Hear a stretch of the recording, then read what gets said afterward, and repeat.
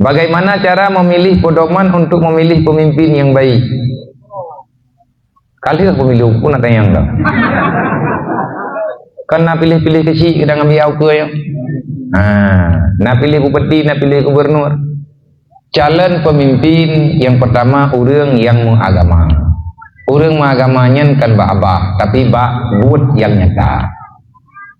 Tanya uri dalam dia pilih pemimpin yang Islam dan mesti payah tak memilih. Nah orang pegah pun tak pilih, man lihat tak pilih, bibit tak pilih, bibit pilih. Orang pilih, dipilih. Mampan yang merempuan orang pilih. Lagi orang pegah lebih nyawa kena. Hana tak tahu oleh pemilu kali nyawa ke lewur. Hana tak tepat-tepat itu biar suaranya so pilih hitam tapi suara alergi. Kadang perasai beda arwah tu. Ubena orang meninggal gatal pandu. Lebih nyawa hana lihat fikir kepulain. So suara orang pengoy pilih.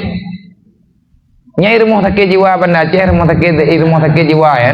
Orang pemilu naik me kereta. Iyo top bawa orang pengoy. Yang merempuan pemimpin tau. Yang ke lagi pengoy yo. Nyau ke aku caleg nak calon caleg pungo yang tukang pilih tau yang pungo yang dia nyala.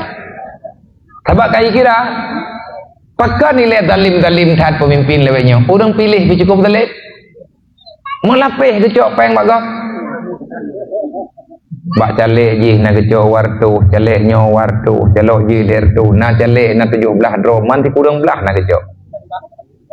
Orang pemilu mahana ada cerita gue punya ke kerja. Nyampalih kan nyan gue ngawak jopek. Hana tanggung jawab. Makanya pemimpinnya lahi pemimpin dalam tubuh masyarakat. Menya masyarakat god, nyan pemimpin god sih. Tapi menya kita hana god, nyai tanya han god sih. Calon yang terpilihnya benar agama, begeduri ilmu agama. Menya tanah fikir ke syarat yang sebenarnya handa rempah anggu. Teman paling kurang benar pemimpin dalam dunianya. Sebab fungsi pemimpin ditulis dalam kitab Ahkam Sultaniyah. Tujuan pilih pemimpin. Jawaban li khilafatin nubuwah, untuk meneruskan perjuangan Nabi Muhammad. Apanya yang diteruskan? Yang pertama hirasatif diniyah, yang kedua wasiyasatif dunyawiyah. Tujuan pilih pemimpin ngatna orang lanjutkan perjuangan Rasulullah. Putra yang kelanjutkan, putra tugas Nabi Jemun, putra teman tugas Nabi Jemun. Yang pertama jaga agama, berla.